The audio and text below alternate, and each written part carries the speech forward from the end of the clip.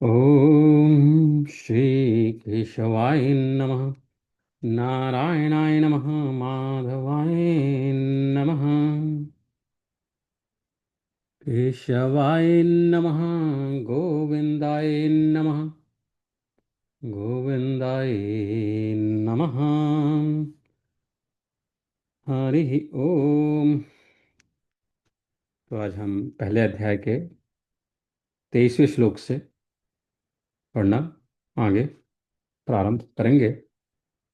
योत्स्यमानान् वेक्षेऽहम् स ये य एतत्र समागताः धार्तराष्ट्रस्य दुर्बुद्धैर्युद्धे प्रियचिकीर्षवः। दुर्बुद्धेः धृष्ट दुष्ट बुद्धि धार्तराष्ट्रस्य दुर्योधन का युद्धे युद्ध में प्रियचिकीर्षवः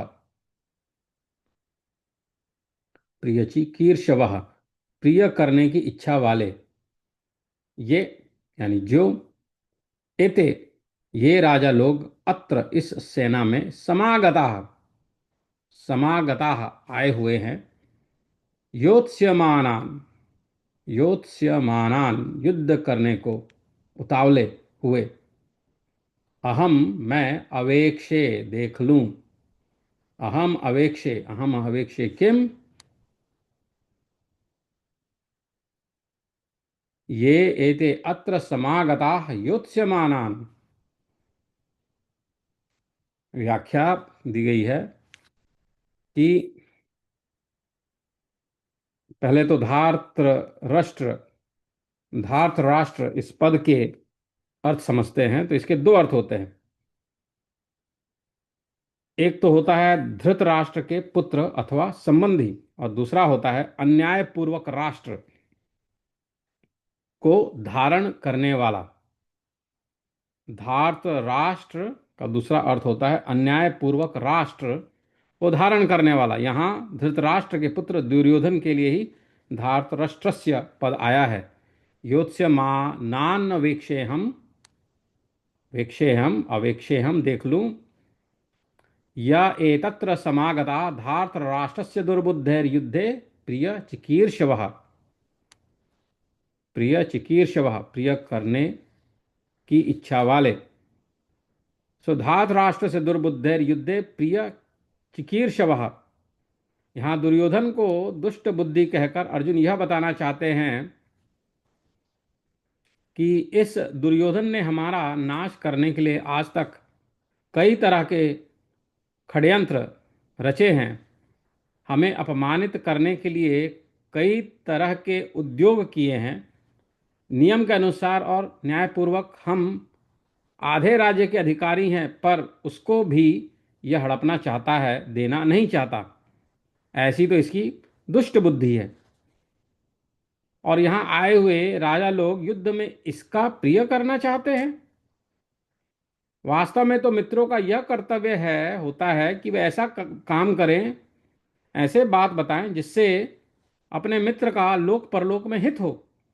परंतु ये राजा लोग दुर्योधन की दुष्ट बुद्धि को शुद्ध न करके उल्टे उसको बढ़ाना चाहते हैं और दुर्योधन से युद्ध कराकर युद्ध में उसकी सहायता करके उसका पतन ही करना चाहते हैं। तात्पर्य है कि दुर्योधन का हित किस बात में है, उसको राज्य भी किस बात से मिलेगा और उसका परलोक भी किस बात से सुधरेगा, इन बातों को वे विचार ही नहीं कर रहे हैं। अगर ये राजा लोग उसको यह सलाह देते कि भाई कम से कम आधा राज्य तुम रखो और पांडवों का आधा राज्य पांडवों को दे दो, तो इससे दुर्योधन का आधा राज्य भी रहता और उसका परलोक भी सुधरता। योत्स्यमानान् वेक्षेऽहम् या एतत्र समागता। इन युद्ध के लिए उतावले होने वालों को जरा देख तो लूं। इन्होंने अधर्म का अन्याय का पक्ष लिया है, इसलिए ये हमारे सामने टिक नहीं सकेंगे, नष्ट हो जाएंगे। योत्स्यमानान कहने का तात्पर्य है कि इनके मन में युद्ध की ज्यादा आ रही है। अतः देखूं तो सही कि ये हैं कौन। योत्स्यमानान् वेक्षेऽहम् या एतत्र समागताः धार्तराष्ट्रस्य दुर्बुद्धेर्युद्धे प्रिय चिकीर्षवः। फिर संजय कहते हैं, ऐसा कहने पर भगवान ने क्या किया, इसको संजय आगे के 2 श्लोकों में बता रहे हैं, 24वें और 25वें श्लोक में। संजय उवाच एवमुक्तो ऋषिकेशो गुडाकेशेन भारता सेनयोरुभयोर्मध्ये स्थापयित्वा रथोत्तमम् भीष्मद्रोण प्रमुखतः सर्वेषां च महीक्षिताम् उवाच पार्थ पश्येतान् समवेतान् कुरु नीति। भारत, संजय बोले, भारत,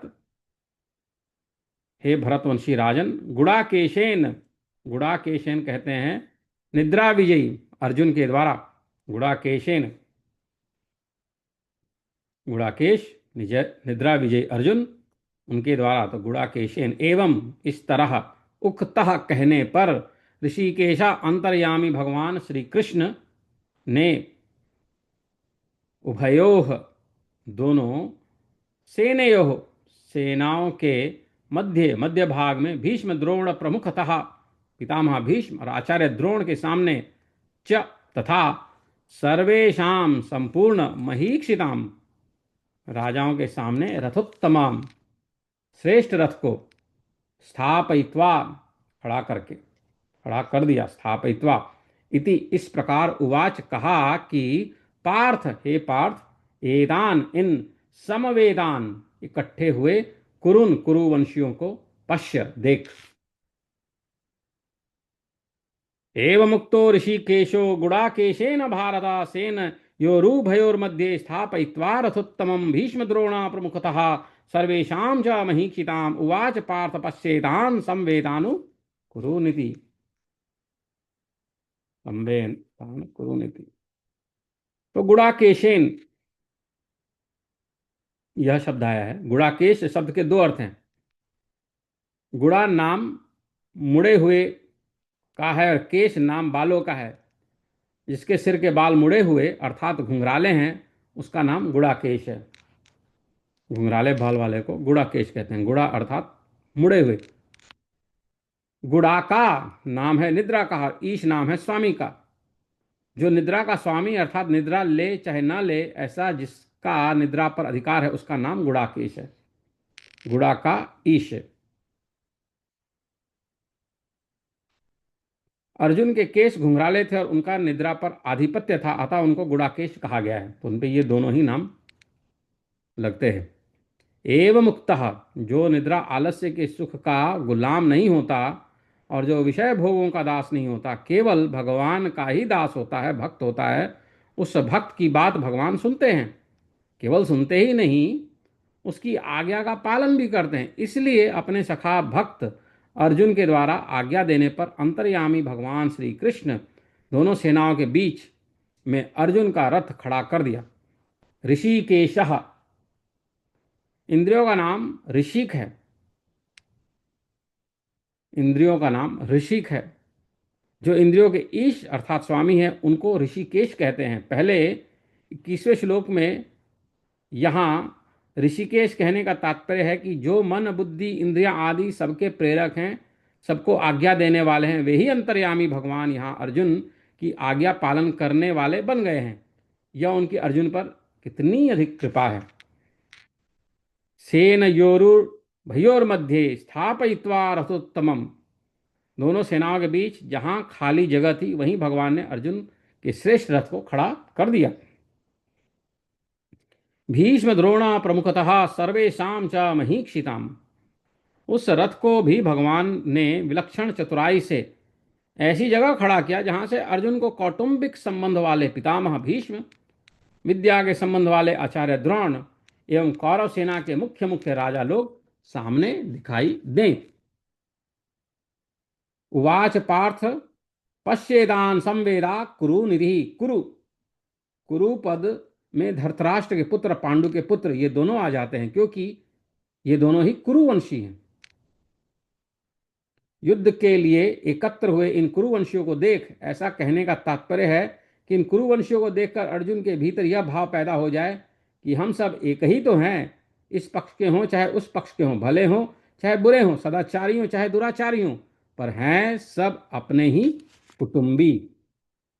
इस कारण अर्जुन में छिपा हुआ कौटुंबिक ममता युक्त मोह जागृत हो जाए और मोह जागृत होने से अर्जुन जिज्ञासु बन जाए, जिससे अर्जुन को निमित्त बनाकर भावी कलयुगी जीवों के कल्याण के लिए गीता का महान उपदेश दिया जा सके।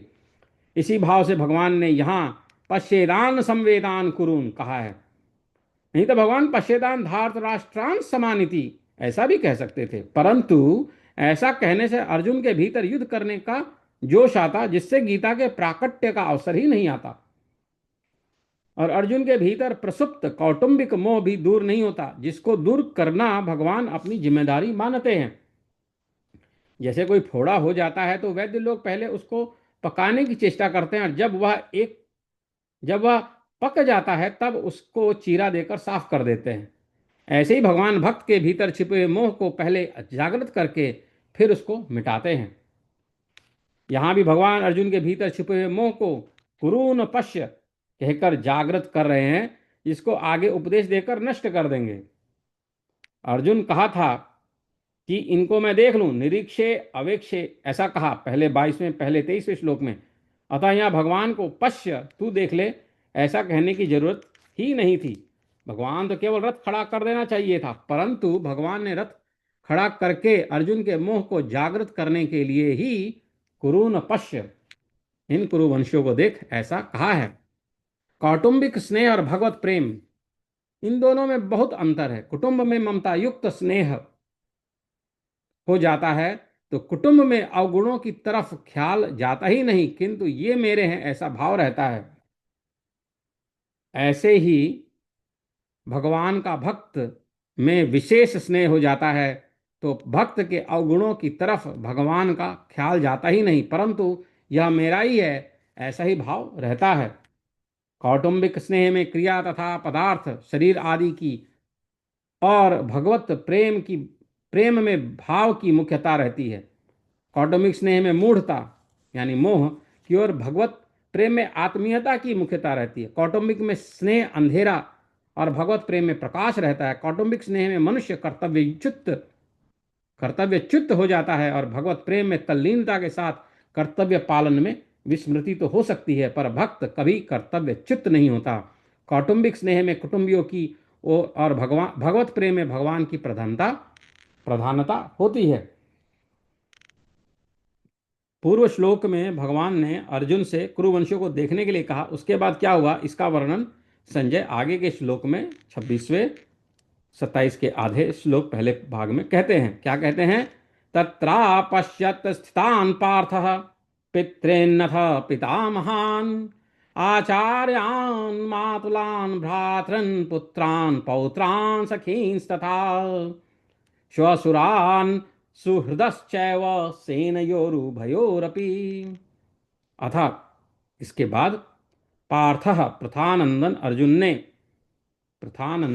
ने तत्र उन उभयोः दोनों एव ही सेनयोः सेनाओं में स्थित पितृन पितामहों को आचार्यों को मातुलान मामाओं को भ्रातृन भाइयों को पुत्रान पुत्रों को पौत्रान पौत्रों को तथा सखीन मित्रों को श्वशुरान ससुरों को च और सुहृद को अपि भी देखा पश्यत देखा।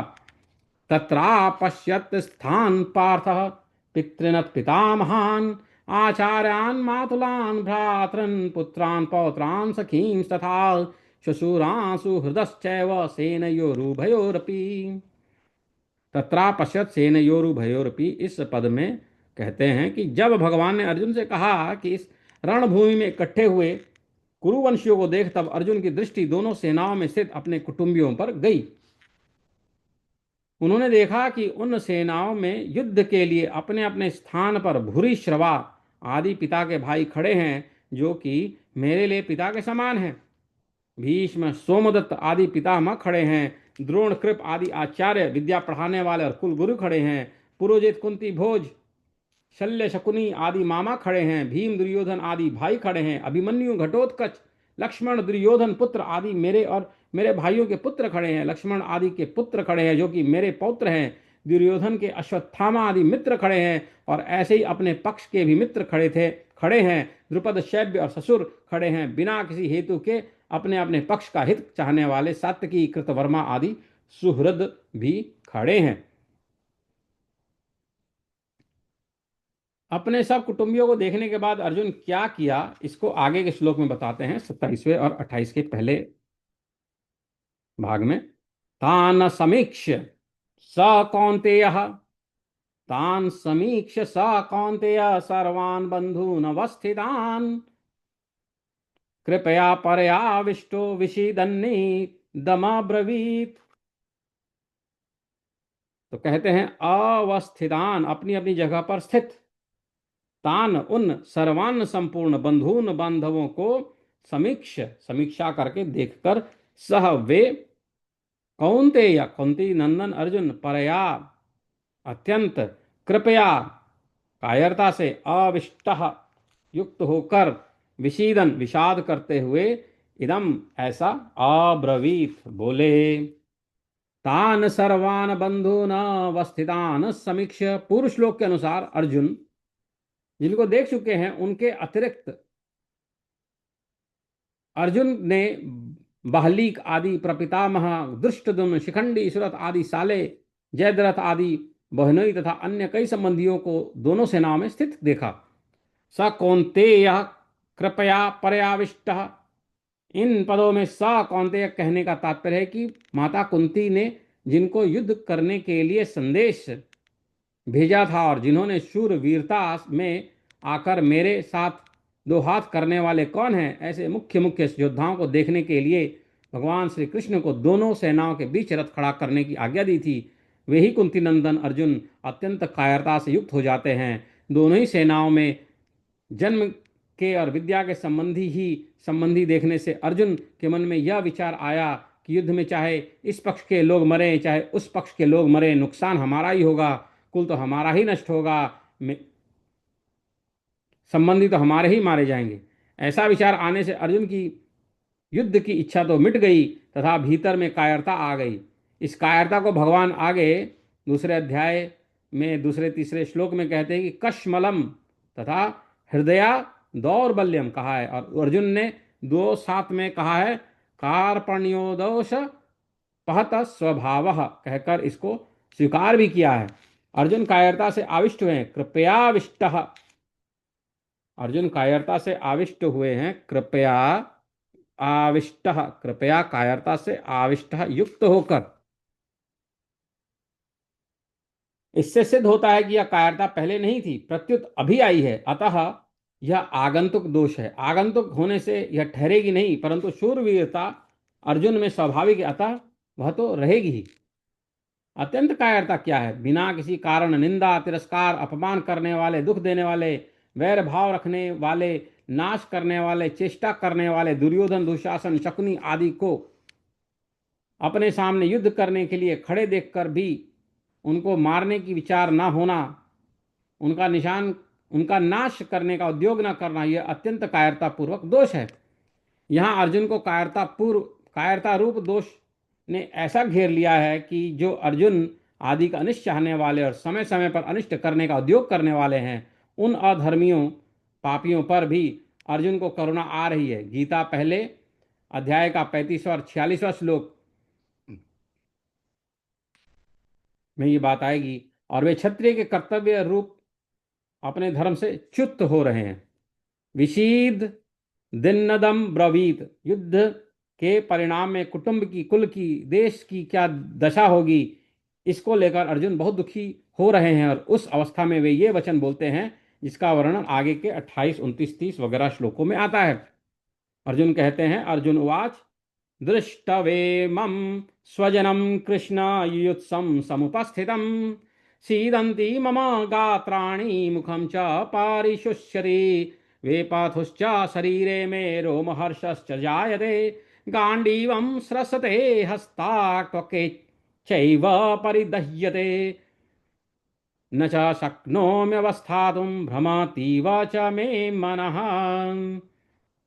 कृष्ण, हे कृष्ण, युत्सवम, युद्ध की इच्छा वाले, इमम, इस, स्वजनम, कुटुंब समुदाय को, समुपस्थितम, अपने सामने उपस्थित, दृष्टवा देखकर, मम, मेरे, गात्राणि अंग, सीदंती शिथिल हो रहे हैं, च और मुखम मुख, परिशुष्यति सूख रहा है, परिशुष्यति सूख रहा है, च तथा में मेरे शरीरे शरीर में, वेपुथः कम कपी आ रही है, च एवं रोमहर्ष रोंगटे खड़े जायते हो रहे हैं, हस्तात हाथ से, गांडीवम गांडीव धनुष, स्रंसते गिर रहा है, स्रंसते गिर रहा है, च और त्वक यानी त्वचा, एव भी परिदह्यते जल रही है, परिदह्यते जल रही है, मैं मेरा मनः मन भ्रमति इव भ्रमित सा हो रहा है, च और मैं अवस्था तुम खड़े रहने में, च भी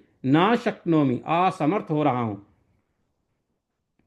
दृष्टवेमं स्वजनं कृष्णायुत्सं समुपस्थितम् सीदन्ति मम गात्राणि मुखं च परिशुष्यति वेपथुश्च शरीरे मे रोमहर्षश्च जायते गाण्डीवं संसृते, गाण्डीवं संसृते हस्तात्वक्चैव परिदह्यते न च शक्नोम्यवस्थातुं भ्रमतीव च मे मनः, दृष्टवेमम स्वजनम कृष्ण युत्सुम समुपस्थितम। अर्जुन को कृष्ण नाम बहुत प्रिय था। यह संबोधन गीता में 9 बार आया है। भगवान श्री कृष्ण के लिए दूसरा कोई संबोधन इतनी बार नहीं आया है। ऐसे ही भगवान को अर्जुन का पार्थ नाम बहुत प्यारा था, इसलिए भगवान और अर्जुन आपस की बोलचाल में ये नाम लिया करते थे और यह बात लोगों में प्रसिद्ध थी। इसी दृष्टि से संजय ने गीता के अंत में कृष्ण और पार्थ नामक उल्लेख किया है। यत्र योगेश्वरा कृष्णो यत्र पार्थो धनुर्धरः, 18वें अध्याय का अंतिम श्लोक है। धृतराष्ट्र ने पहले संवेदा युत्सव कहा था और यहां अर्जुन ने युत्सुम समुपस्थितम कहा है, परंतु दोनों की दृष्टियों में बड़ा अंतर है। धृतराष्ट्र की दृष्टि में तो दुर्योधन आदि मेरे पुत्र हैं और युधिष्ठिर आदि पांडु के पुत्र हैं, ऐसा भेद है। अतः धृतराष्ट्र ने वहां मामका और पांडवा कहा है, परंतु अर्जुन की दृष्टि में यह भेद नहीं है। अतः अर्जुन ने यहां स्वजनम कहा है, यहां पे उन्होंने स्वजनम कहा है।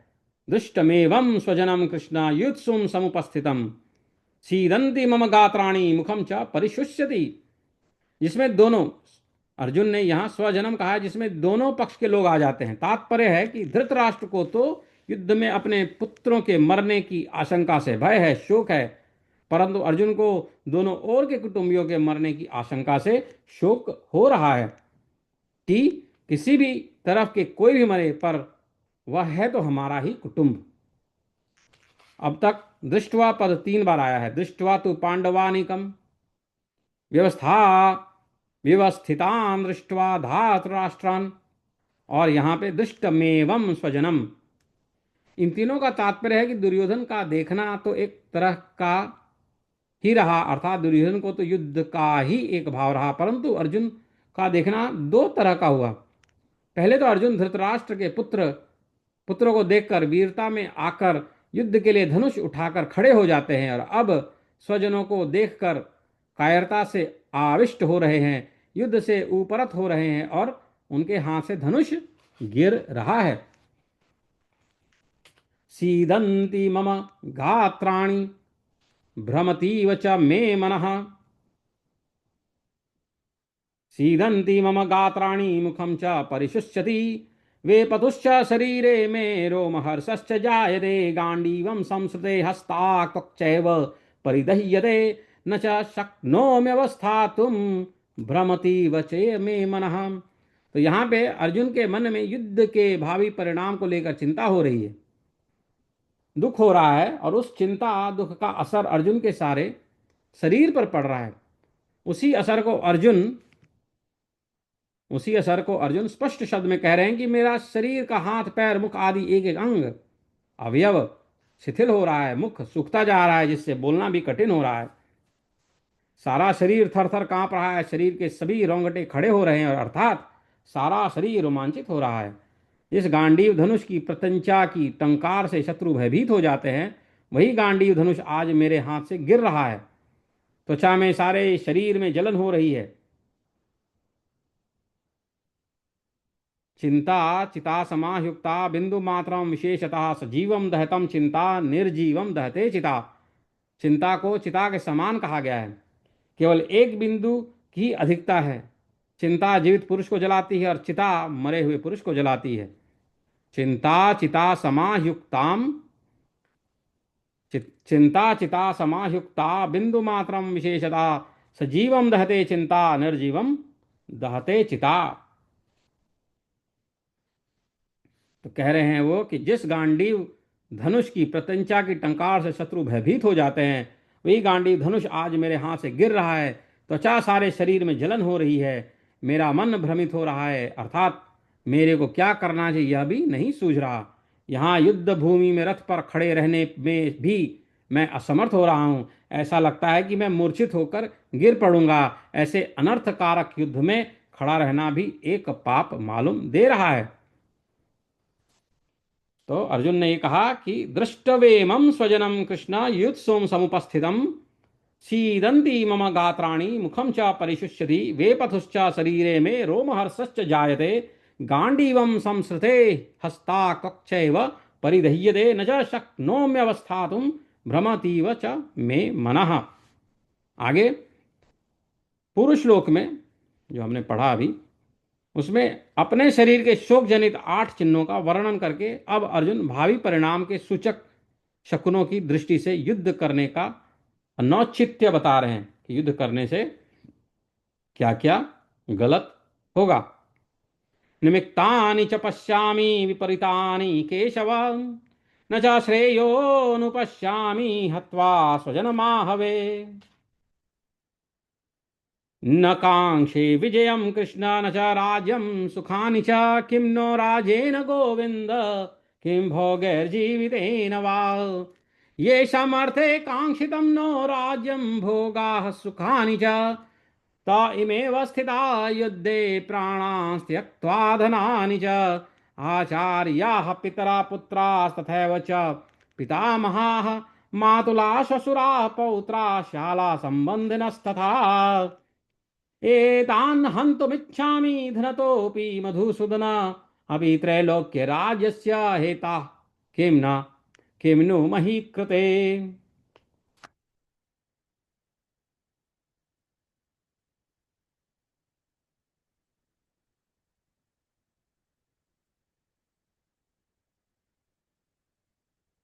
निमित्तानि च पश्यामि विपरीतानि केशव न च श्रेयोनुपश्यामि हत्वा स्वजनमाहवे। तो 31वें श्लोक में केशव, हे केशव, निमित्तानि लक्षणों को शकुनों को च भी विपरीतानि विपरीत पश्यामि देख रहा हूं आहवे, आहवे अर्थात युद्ध में स्वजनम स्वजनों को हत्वा मारकर श्रेय लाभ च भी न नहीं अनुपश्यामि देख रहा हूं। निमित्तानि च पश्यामि विपरीतानि केशव, हे केशव मैं शकुनों को भी विपरीत ही देख रहा हूं।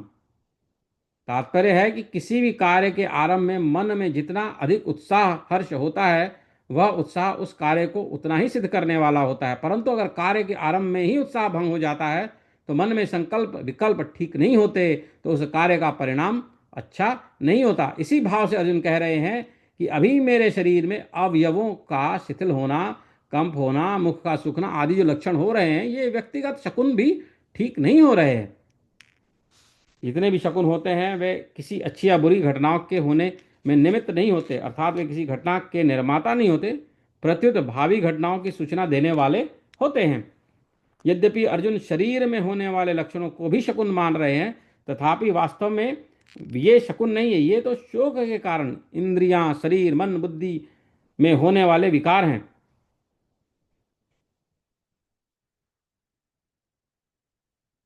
इसके सिवाय आकाश से उल्कापात होना, असमय ग्रहण लगना, भूकंप होना, पशु पक्षियों का भयंकर बोली बोलना, चंद्रमा के काले चिन्ह का मिट सा जाना, बादलों से रक्त वर्षा होना आदि जो पहले शकुन हुए हैं, वे भी ठीक नहीं हुए। इस तरह अभी के और पहले के इन दोनों शकुनों की ओर देखता हूं तो मेरे को ये दोनों ही शकुन विपरीत अर्थात भावी अनिष्ट के सूचक दिखते हैं। न च श्रेयोनुपश्यामि हत्वा स्वजनमाहवे, युद्ध में अपने कुटुंबियों को मारने से हमें कोई लाभ होगा, ऐसी बात भी नहीं है। इस युद्ध के परिणाम में हमारे लिए लोक और परलोक दोनों हितकारक नहीं दिखते। कारण कि जो अपने कुल का नाश करता है वह अत्यंत पापी होता है, अतः कुल का नाश करने से हमें पाप ही लगेगा, जिससे जिससे नरकों की प्राप्ति होगी, जिससे नरकों की प्राप्ति होगी, जिससे नरकों की प्राप्ति होगी।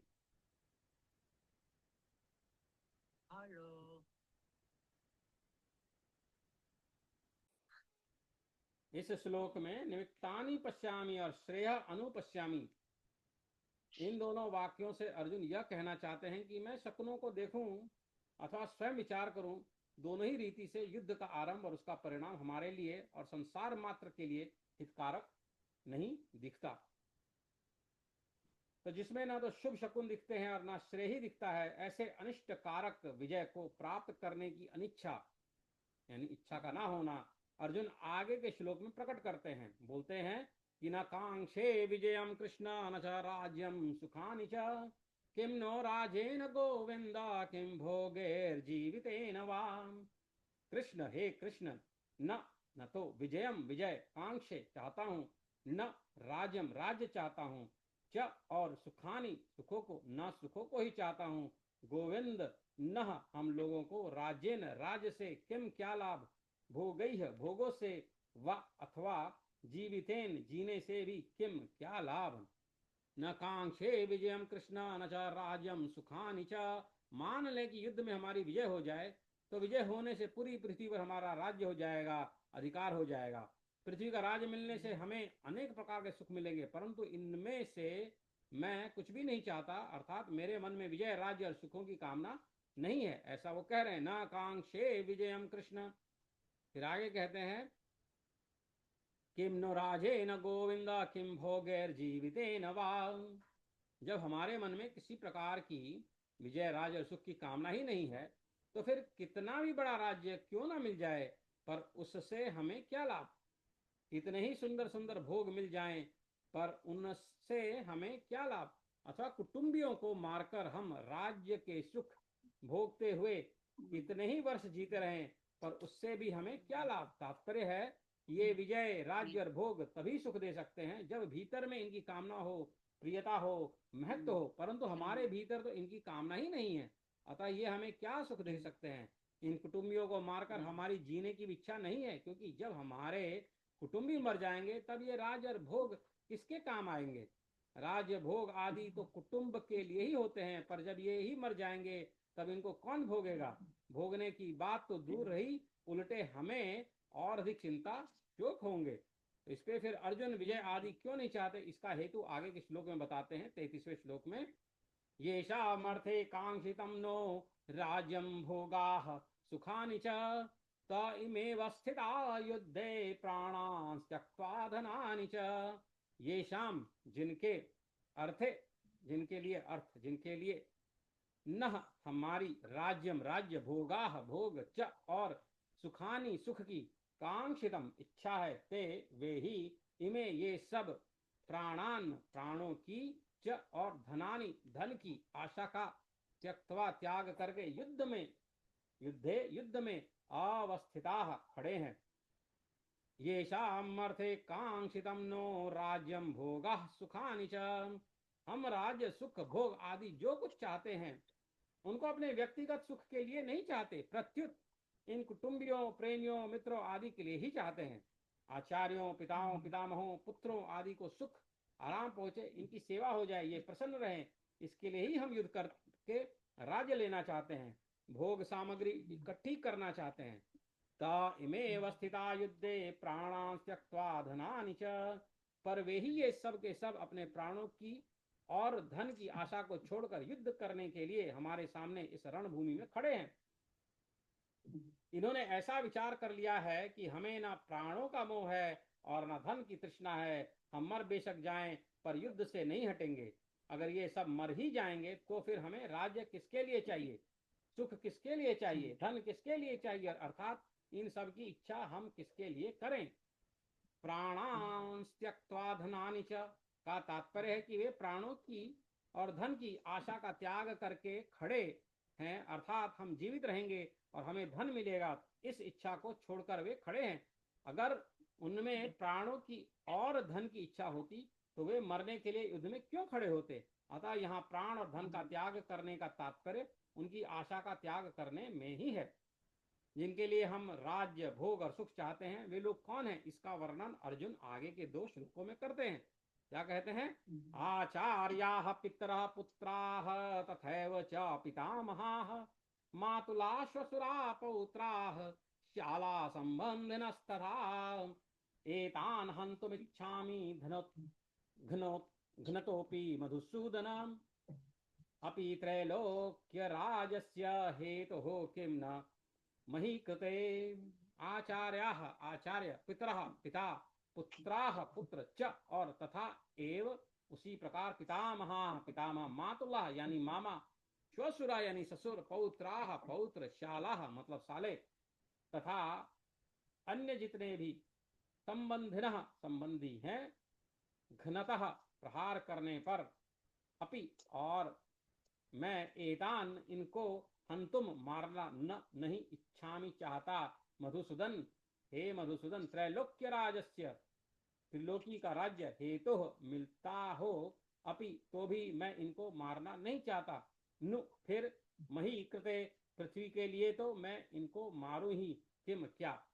तो भगवान आगे 16वें अध्याय के 21वें श्लोक में कहेंगे कि काम, क्रोध और लोभ ये तीनों ही नरक के द्वार हैं। वास्तव में एक काम के ही ये 3 रूप हैं। ये तीनों सांसारिक वस्तुओं, व्यक्तियों आदि को महत्व देने से पैदा होते हैं। काम अर्थात कामनाओं की 2 तरह की क्रियाएं होती हैं, इष्ट की प्राप्ति और अनिष्ट की निवृत्ति। इनमें से इष्ट की प्राप्ति भी 2 तरह की होती है, संग्रह करना और सुख भोगना। संग्रह की इच्छा का नाम लोभ है और सुख भोग की इच्छा का नाम है काम। अगर हम चीज इकट्ठा करते हैं तो वो इच्छा किस किस कारण से होती है? लोभ के कारण होती है। ठीक है, सुख भोगने की इच्छा रहती है, हमारे मन में कामना रहती है कि भाई ये भी सुख भोग लें, वो भी सुख भोग लें। अनिष्ट की निवृत्ति, बाधा पड़ने पर क्रोध आता है, अर्थात भोगों की संग्रह की प्राप्ति में बाधा देने वालों पर अथवा हमारा अनिष्ट करने वालों पर, हमारे शरीर का नाश करने वालों पर क्रोध आता है, जिससे अनिष्ट करने वालों का नाश करने की क्रिया होती है। इससे सिद्ध हुआ कि युद्ध में मनुष्य की 2 तरह से ही प्रवृत्ति होती है, अनिष्ट की निवृत्ति के लिए अर्थात अपने क्रोध को सफल बनाने के लिए, या इष्ट की प्राप्ति के लिए अर्थात लोभ की पूर्ति के लिए। परंतु अर्जुन यहाँ इन दोनों ही बातों का निषेध कर रहे हैं। आचार्य पितरः आचार्या पितरः पुत्रास्तथैव च पितामहाः मातुला श्वशुरा पौत्राः शाला संबन्धिनस्तथा एतान् हन्तुमिच्छामि घ्नतोऽपि मधुसूदन अपि त्रैलोक्यराजस्य हेतुः किं नो मही कृते। अगर हमारे ये कुटुंबी जन अपने अनिष्ट निवृत्ति के लिए क्रोध में आकर मेरे पर प्रहार करके मेरा वध भी करना चाहें, तो भी मैं अपनी अनिष्ट निवृत्ति के लिए क्रोध में आकर इनको मारना नहीं चाहता। अगर ये अपनी इष्ट प्राप्ति के लिए राज्य के लोभ में आकर मेरे को मारना चाहें, तो भी मैं अपनी इष्ट प्राप्ति के लिए लोभ में आकर इनको मारना नहीं चाहता। तात्पर्य यह हुआ कि क्रोध और लोभ में आकर मेरे को नरकों का दरवाजा मोल नहीं लेना है। यहाँ 2 बार अपी पद का प्रयोग करने में अर्जुन का आशय यह है, 2 बार उन्होंने अपी कहा है। एतान हंतुम इच्छामि घ्नतो पी मधुसूदना अपि त्रैलोक्य राजस्य हेतु किम नु मही कृते। तो यहाँ 2 बार अपी पद का प्रयोग करने में अर्जुन का आशय यह है कि मैं इनके स्वार्थ में बाधा ही नहीं देता तो ये मुझे मारेंगे ही क्यों।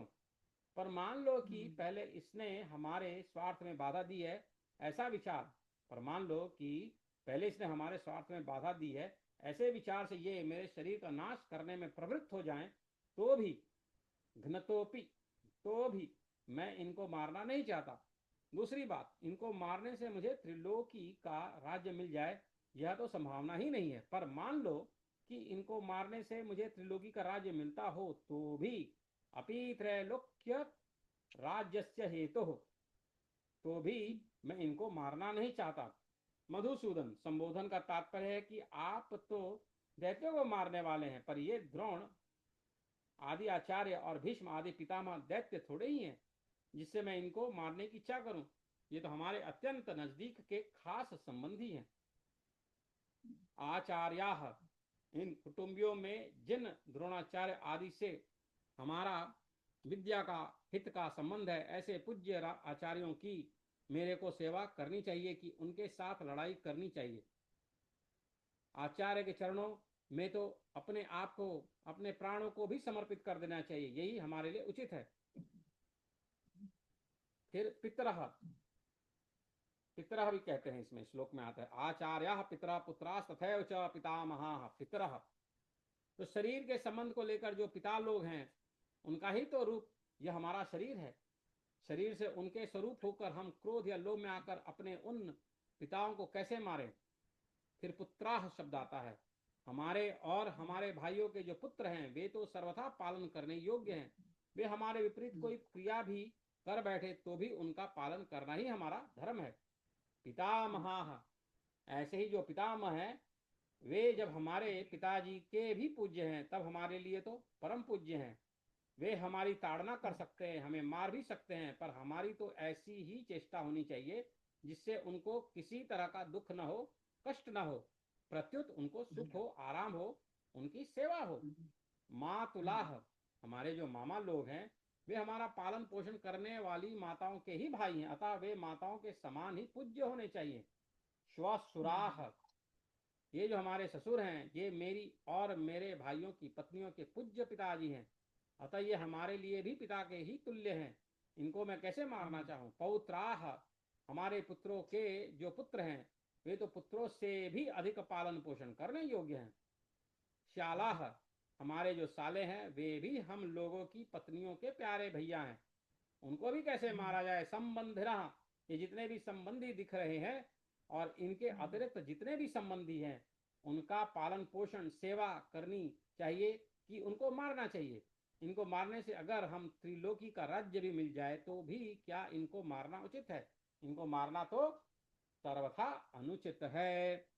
तो पूर्व श्लोक में अर्जुन ने स्वजनों को न मारने में दो हेतु बताए, अब परिणाम की दृष्टि से भी स्वजनों को न मारना सिद्ध करते हैं। बोलते हैं निहृत्य धार्त्र राष्ट्रान्न का प्रीति स्यात् जनार्दन पापमेवाश्रेदस्मान् हत्वैतानाततायिनः। निहत्य धार्तराष्ट्रानः का प्रीति स्यात् जनार्दनः पापमेवाश्रेदस्मान् हत्वेता नाततायिनः। जनार्दन, धार्तराष्ट्रान, धार्तराष्ट्र संबंधियों को निहत्य, निहत्य अर्थात मारकर, न हम लोगों को का क्या प्रीति ही प्रसन्नता स्यात् होगी, एतान उन आततायिनः आतताइयों को हत्वा मारने से तो अस्मान हमें पापम पाप एव ही आश्रयेत, आश्रयेत यानी लगेगा। धृतराष्ट्र के पुत्र और उनके सहयोगी दूसरे जितने भी सैनिक हैं उनको मारकर विजय प्राप्त करने से हमें क्या प्रसन्नता होगी। अगर हम क्रोध अथवा लोभ के वेग में आकर इनको मार भी दें तो उनका वेग शांत होने पर हमें रोना ही पड़ेगा, अर्थात क्रोध और लोभ में आकर हम क्या अनर्थ कर बैठे ऐसा पश्चाताप ही करना पड़ेगा। कुटुंबियों की याद आने पर उनका अभाव बार बार खटकेगा, चित्त में उनकी मृत्यु का शोक सताता रहेगा। ऐसी स्थिति में हमें कभी प्रसन्नता हो सकती है क्या। तात्पर्य है कि इनको मारने से हम इस लोक में जब तक जीते रहेंगे तब तक हमारे चित्त में कभी प्रसन्नता नहीं होगी, और इनको मारने से हमें जो पाप लगेगा वह परलोक में हमें भयंकर दुख देने वाला होगा। आतताई छह प्रकार के होते हैं। आतताई छह प्रकार के होते हैं। कौन? आग लगाने वाला, विष देने वाला, हाथ में शस्त्र लेकर मारने को तैयार हुआ, धन को हरने वाला, जमीन राज्य छीनने वाला और स्त्री का हरण करने वाला। अग्निदो गरदश्चैव शस्त्र पाणिर्धनापहः क्षेत्रदारापहर्ता च षडेते याततायिनः। वशिष्ठ स्मृति 3:19 में आता है कि आग लगाने वाला, विष देने वाला, हाथ में शस्त्र लेकर मारने को उद्यत हुआ, धन का हरण करने वाला, जमीन छीनने वाला, स्त्री का हरण करने वाला, ये 6 आतताई कहलाते हैं। दुर्योधन आदि में यह छहों ही लक्षण घटते थे। उन्होंने पांडवों को लाक्षागृह में आग लगाकर मारना चाहा था, तो आग लगाने वाला हुआ। भीमसेन को जहर खिलाकर जल में फेंक दिया था, विष देने वाला हुआ। हाथ में शस्त्र लेकर वे पांडवों को मारने के लिए तैयार थे, हाथ में शस्त्र लेकर मारने को उद्यत। युद्ध क्रीड़ा में छल कपट करके उन्होंने पांडवों का धन और राज्य हर लिया था। द्रौपदी को भरी सभा में लाकर दुर्योधन ने मैं तेरे को जीत लिया हूं, तू मेरी दासी हो गई है आदि शब्दों से बड़ा अपमान किया था, और दुर्योधन आदि की प्रेरणा से जयद्रथ द्रौपदी को हरकर ले गया था। तो इस प्रकार उसने सारे आतताइयों वाले कार्य किए हैं। शास्त्रों के वचनों के अनुसार आतताइयों को मारने वाले को कुछ भी दोष नहीं लगता। नातताई वधे दोषो हंतुर्भवति कश्चन, मनुस्मृति में आता है 8:351 श्लोक है 8वें अध्याय का। परंतु आतताइयों को मारना उचित होते हुए भी मारने की क्रिया अच्छी नहीं। शास्त्र भी कहता है कि मनुष्यों को कभी किसी का हिंसा नहीं करना चाहिए। न हिंसास्त सर्वाभूतानि, हिंसा न करना परम धर्म है, अहिंसा परमो धर्म। आतताइयों को मार दें यह अर्थशास्त्र है, किसी की भी हिंसा ना करें यह धर्मशास्त्र है। जिसमें अपना कोई स्वार्थ मतलब रहता है वह अर्थशास्त्र कहलाता है, जिसमें अपना कोई स्वार्थ नहीं रहता वह धर्मशास्त्र कहलाता है। अर्थशास्त्र की अपेक्षा धर्मशास्त्र बलवान होता है। अतः शास्त्रों में जहां अर्थशास्त्र धर्मशास्त्र दोनों में विरोध आए वहां अर्थशास्त्र का त्याग करके धर्मशास्त्र का ही ग्रहण करना बताया गया है। स्मृत्योर्विरोधे न्यायस्तु बलवान व्यवहारतः, अर्थशास्त्रास्तु बलवर्धम शास्त्रमिति स्थितिः। याज्ञवल्क्य स्मृति में 2 अध्याय के 21वें श्लोक में आता है।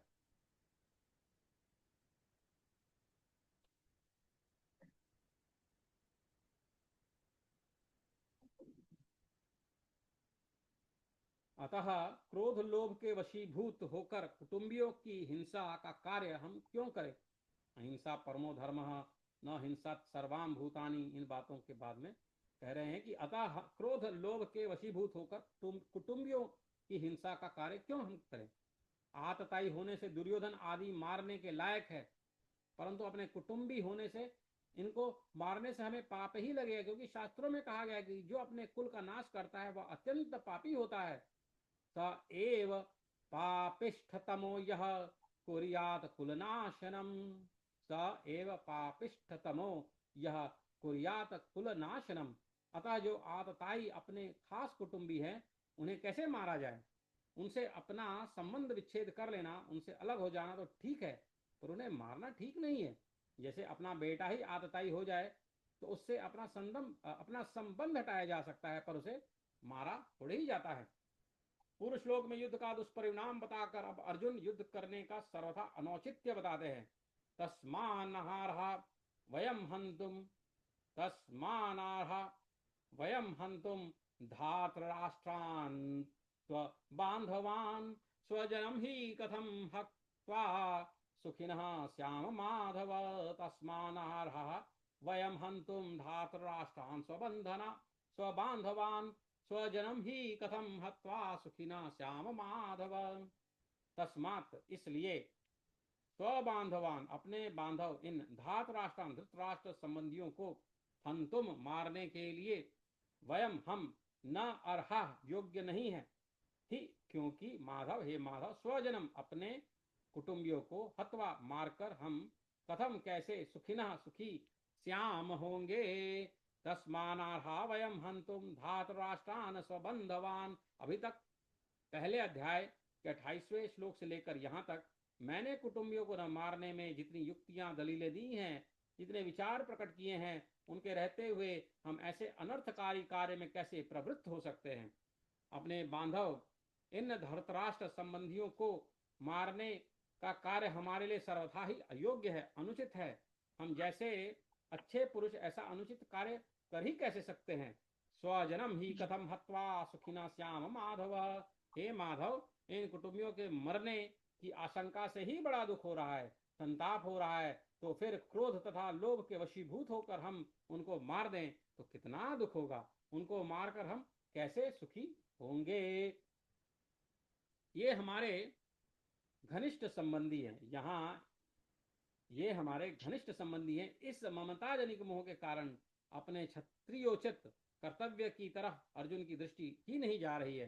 कारण कि जहां मोह होता है वहां मनुष्य का विवेक दब जाता है। जहां मोह होता है वहां मनुष्य का विवेक बुद्धि दब जाती है। विवेक दबने से मोह की प्रबलता हो जाती है और मोह के प्रबल होने से अपने कर्तव्य का स्पष्ट भान नहीं होता। अब यहाँ यह शंका होती है कि जैसे तुम्हारे लिए दुर्योधन आदि स्वजन है, ऐसे ही दुर्योधन आदि के लिए भी तो तुम स्वजन हो। स्वजन की दृष्टि से तुम तो युद्ध से निवृत्त होने की बात सोच रहे हो, पर दुर्योधन आदि युद्ध से निवृत्त होने की बात ही नहीं सोच रहे हैं। इसका क्या कारण है। इसका उत्तर अर्जुन आगे के 2 श्लोकों में देते हैं।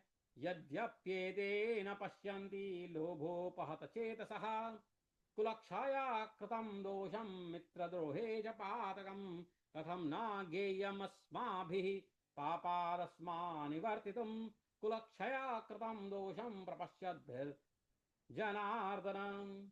यद्यपि लोभोपहत चेतसा, लोभ के कारण जिनका विवेक विचार लुप्त हो गया है, ऐसे लोभो पहत चेतसा, लोभो अपहत चेतसा, लोभ के कारण जिनके विचार विवेक लुप्त हो गए हैं, ऐसे एते ये दुर्योधन आदि कुल क्षय कृतम, कुल का नाश करने से होने वाले, कुल क्षय कृतम, कुल का नाश करने से होने वाले, दोषम, दोष को, च और मित्रद्रोहे, मित्रों के साथ द्वेष करने से होने वाले, पातकम, पाप को, न नहीं पश्यंती, देखते, जनार्दन, हे जनार्दन, कुल क्षय कृतम, कुल का नाश करने से होने वाले, दोषम, दोष को, प्रपश्यद्भिः, ठीक ठीक जानने वाले, प्रपश्यद्भिः, ठीक ठीक जानने वाले, अस्माभिः, हम लोग, अस्मात्, इस पापात, पाप से, निवर्तितुम, निवृत्त होने का, ज्ञेयम, विचार, कथम, क्यों न करें।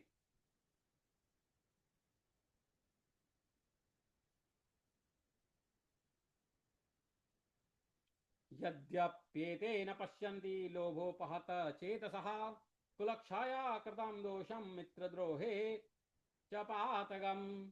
इतना मिल गया, इतना और मिल जाए, फिर ऐसा मिलते ही रहे, ऐसे धन, जमीन, मकान, आदर, प्रशंसा, पद, अधिकार आदि की तरफ बढ़ती हुई वृत्ति का नाम लोभ है। इस लोभ वृत्ति के कारण इन दुर्योधन आदि की विवेक शक्ति लुप्त हो गई है, जिससे वे यह विचार नहीं कर पा रहे कि जिस राज्य के लिए हम इतना बड़ा पाप करने जा रहे हैं, कुटुंबियों का नाश करने जा रहे हैं, वह राज्य हमारे साथ कितने दिन रहेगा और हम उसके साथ कितने दिन रहेंगे। हमारे रहते हुए यह राज्य चला जाएगा तो हमारी क्या दशा होगी। राज्य के रहते हुए हमारे शरीर चले जाएंगे तो क्या दशा होगी। क्योंकि मनुष्य संयोग का जितना सुख लेता है, उसके वियोग का उतना ही दुख उसे भोगने भी पड़ते हैं। संयोग में इतना सुख नहीं होता जितना वियोग में दुख होता है। तात्पर्य है कि अंतःकरण में लोभ छा जाने के कारण इनको राज्य ही राज्य दिख रहा है। कुल का नाश करने से कितना भयंकर पाप होगा यह इनको दिख नहीं रहा है। जहां लड़ाई होती है वहां समय, संपत्ति, शक्ति का नाश हो जाता है। तरह तरह की चिंताएं और आपत्तियां आ जाती हैं। 2 मित्रों में भी आपस में खटपट मच जाती है। मनोमालिन्य हो जाता है। कई तरह का मतभेद हो जाता है। मतभेद होने से वैर भाव हो जाता है। जैसे द्रुपद और द्रोण दोनों बचपन के मित्र थे, परंतु राज्य मिलने से द्रुपद ने एक दिन द्रोण का अपमान करके उस मित्रता को ठुकरा दिया। इससे राजा द्रुपद और द्रोणाचार्य के बीच वैर भाव हो गया। अपने अपमान का बदला लेने के लिए द्रोणाचार्य ने मेरे द्वारा राजा द्रुपद को परास्त कराकर उसका आधा राज्य ले लिया। इस पर द्रुपद ने द्रोणाचार्य का नाश करने के लिए एक यज्ञ कराया, जिससे धृष्ट, द्युम्न और द्रौपदी दोनों पैदा हुए। इस तरह मित्रों के साथ वैर भाव होने से कितना भयंकर पाप होगा, इस तरफ ये देख ही नहीं रहे हैं। विशेष बात, अभी हमारे पास जिन वस्तुओं का अभाव है, उन वस्तुओं के बिना भी हमारा काम चल रहा है। हम अच्छी तरह से जी रहे हैं, परंतु जब वे वस्तुएं हमें मिलने के बाद फिर बिछुड़ जाती हैं, तब उनका अभाव बड़ा दुख होता है। उनके अभाव का बड़ा दुख होता है। तात्पर्य है कि पहले वस्तुओं का जो निरंतर अभाव था वह इतना दुखदायी नहीं था जितना वस्तुओं का संयोग होकर फिर उनसे वियोग होना दुखदायी है। ऐसा होने पर भी मनुष्य अपने पास जिन वस्तुओं का अभाव मानता है उन वस्तुओं को वह लोभ के कारण पाने की चेष्टा करता है। विचार किया जाता है विचार किया जाए तो जिन वस्तुओं का अभी अभाव है, बीच में प्रारब्ध अनुसार उनकी प्राप्ति होने पर भी अंत में उनका अभाव ही रहेगा। अतः हमारी तो वही अवस्था रही जो कि वस्तुओं के मिलने से पहले थी। बीच में लोभ के कारण उन वस्तुओं को पाने के लिए केवल परिश्रम ही परिश्रम पल्ले पड़ा, दुख ही दुख भोगना पड़ा। बीच में वस्तुओं के संयोग से जो थोड़ा सा सुख हुआ है वह तो केवल लोभ के कारण ही हुआ है। अगर भीतर में लोभ रूपी दोष ना हो तो वस्तुओं के संयोग से हो सुख हो ही नहीं सकता। ऐसे ही मोह रूपी दोष ना हो तो कुटुंबियों से सुख हो ही नहीं सकता। लालच रूपी दोष ना हो तो संग्रह सुख हो ही नहीं सकता। तात्पर्य है कि संसार का सुख किसी ना किसी दोष से ही होता है। कोई भी दोष ना होने पर संसार से सुख हो ही नहीं सकता। परंतु लोभ के कारण मनुष्य ऐसा विचार कर ही नहीं सकता। यह लोभ उसके विवेक विचार को लुप्त कर देता है। कथम ने ज्ञेयमस्माभिः पापादस्मानिवर्तितुम् कुलक्षया कृतं दोषं प्रपश्यद्भिर् जनार्दन। तो अब अर्जुन अपनी बात कहते हैं कि यद्यपि दुर्योधन आदि अपने कुलक्षय से होने वाले दोष को और मित्र दोष से होने वाले पाप को नहीं देखते, तो भी हम लोगों को कुल क्षय कुल का नाश होने से होने वाली अनर्थ परंपरा को देखना ही चाहिए, जिसका वर्णन अर्जुन आगे 40वें श्लोक से 44वें श्लोक तक करेंगे। क्योंकि हम कुल क्षय से होने वाले दोषों को भी, कुल खत्म हो जाए उससे होने वाले दोषों को भी अच्छी तरह से जानते हैं, और मित्रों के साथ द्रोह वैर द्वेष से होने वाले पाप को भी अच्छी तरह से जानते हैं। अगर वे मित्र हमें दुख दें तो वह दुख हमारे लिए अनिष्टकारक नहीं है, कारण कि दुख से तो हमारे पूर्व पापों का ही नाश होगा, हमारी शुद्धि ही होगी। परंतु हमारे मन में अगर द्रोह वैर भाव होगा तो वह मरने के बाद भी हमारे साथ रहेगा और जन्म जन्मांतर तक हमें पाप करने में प्रेरित करता रहेगा, जिससे हमारा पतन ही पतन होगा। ऐसे अनर्थ करने वाले और मित्रों के साथ द्रोह पैदा करने वाले इस युद्ध रूपी पाप से बचने का विचार क्यों नहीं करना चाहिए। अर्थात विचार करके हमें इस पाप से जरूर ही बचना चाहिए। यहाँ अर्जुन की दृष्टि दुर्योधन आदि के लोभ की तरफ तो जा रही है, पर वे खुद कौटुंबिक स्नेह मोह में आबद्ध होकर बोल रहे हैं, इस तरफ उनकी दृष्टि नहीं जा रही। इस कारण वे अपने कर्तव्यों को नहीं समझ रहे। यह नियम है कि मनुष्य की दृष्टि जब तक दूसरों के दोष की तरफ रहती है तब तक उसको अपना दोष नहीं दिखता। उल्टे एक अभिमान होता है कि इनमें तो यह दोष है पर हमारे में यह दोष नहीं है।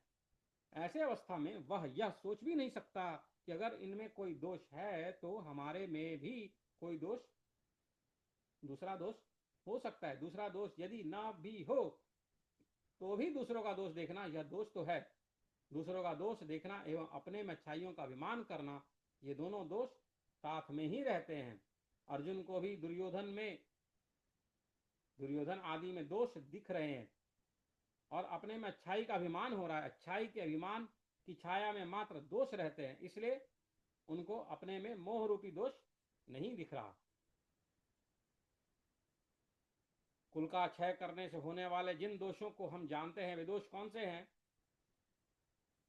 उन दोषों की परंपरा आगे के 5 श्लोकों में बताते हैं।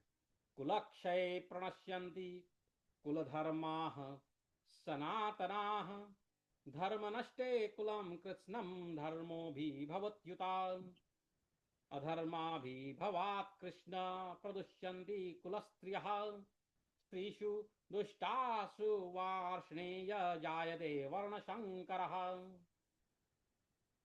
शङ्करो नरकायैव कुलघ्नानां कुलस्य च पतन्ति पितरो ह्योषां लुप्तपिण्डोदकक्रियाः दोषैरेतैः कुलघ्नानां वर्णशङ्करकारकैः उत्साद्यन्ते जातिधर्माः कुलधर्माश्च शाश्वताः उत्सन्नकुलधर्माणां मनुष्याणां जनार्दन नरके नियतम वासो भवतीत्यनुशुश्रूषम्।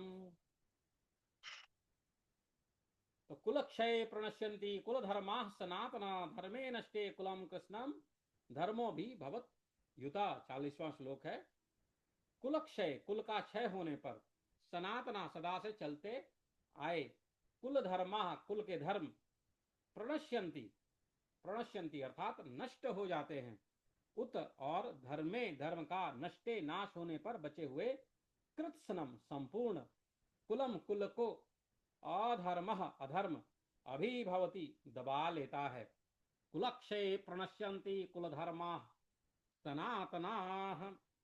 जब युद्ध होता है तब उसमें कुल वंश का क्षय ह्रास होता है, कुल समाप्त हो जाते हैं। सबसे कुल आरंभ, जब से कुल आरंभ हुआ है तभी से कुल के धर्म अर्थात कुल की पवित्र परंपराएं, पवित्र रीतियां, मर्यादाएं भी परंपरा चलती आई हैं। परंतु जब कुल का क्षय हो जाता है तब सदा से कुल के साथ रहने वाले धर्म भी नष्ट हो जाते हैं। अर्थात जन्म के समय, द्विजाति संस्कार के समय, विवाह के समय, मृत्यु के समय और मृत्यु के बाद किए जाने वाले जो जो शास्त्रीय पवित्र रीति रिवाज हैं, जो कि जीवित और मृतात्मा मनुष्यों के लिए इस लोक में और परलोक में कल्याण करने वाले हैं, वे नष्ट हो जाते हैं। कारण कि जब कुल का ही नाश हो जाता है तब कुल के आश्रित रहने वाले धर्म किसके आश्रित रहेंगे? धर्मे नष्टे कुलम कृष्णम अधर्मो भी भवत्युतः। जब कुल की पवित्र मर्यादाएं, पवित्र आचरण नष्ट हो जाते हैं तब धर्म का पालन न करना और धर्म से विपरीत काम करना अर्थात करने लायक काम को न करना और न करने लायक काम को करना रूप अधर्म संपूर्ण कुल को दबा लेता है। अर्थात संपूर्ण कुल में अधर्म छा जाता है। अब यहां जब यह शंका होती है कि जब कुल नष्ट हो जाएगा, कुल रहेगा ही नहीं, तब अधर्म किसको दबाएगा? इसका उत्तर यह है कि जो लड़ाई के योग्य पुरुष हैं वे तो युद्ध में मारे जाते हैं, किंतु जो लड़ाई के योग्य नहीं है, ऐसे जो बालक और स्त्रियां पीछे बच जाती हैं, उनको अधर्म दबा लेता है।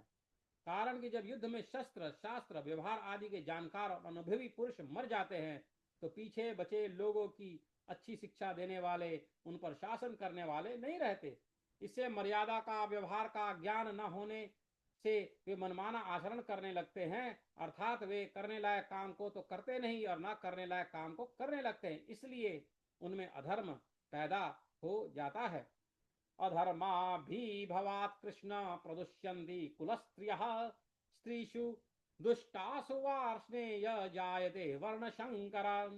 कृष्ण, हे कृष्ण, अधर्माभिभवात् अधर्म से अधिक, अधर्म के अधिक बढ़ जाने से, अधर्मा भी भवात अधर्म के अधिक बढ़ जाने से, कुल स्त्रिया कुल की स्त्रियां प्रदुष्यंती दूषित हो जाती हैं, वार्षणेय हे वार्षणेय, स्त्रीषु स्त्रियों के, दुष्टाशु दूषित होने पर, वर्ण शंकर वर्ण शंकर जायते पैदा हो जाते हैं।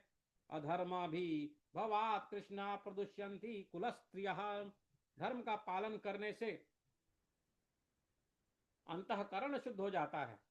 अंतःकरण शुद्ध होने से बुद्धि सात्विक बन जाती है। सात्विक बुद्धि में क्या करना चाहिए और क्या नहीं करना चाहिए इसका विवेक जागृत होता है। परंतु जब कुल में अधर्म बढ़ जाता है तब आचरण अशुद्ध होने लगते हैं, जिससे अंतःकरण अशुद्ध हो जाता है। अंतःकरण अशुद्ध होने से बुद्धि तामसी बन जाती है। बुद्धि तामसी होने से मनुष्य अकर्तव्य को कर्तव्य और कर्तव्य को अकर्तव्य मानने लगता है। अर्थात अपने शास्त्र मर्यादा से उल्टी बातें पैदा होने लग जाती हैं। इस विपरीत बुद्धि से कुल की स्त्रियां दूषित अर्थात व्यभिचारिणी हो जाती हैं। स्त्रीषु दुष्टासु वार्ष्णेय जायते वर्ण शंकर। स्त्रियों के दूषित होने पर वर्ण शंकर पैदा हो जाता है।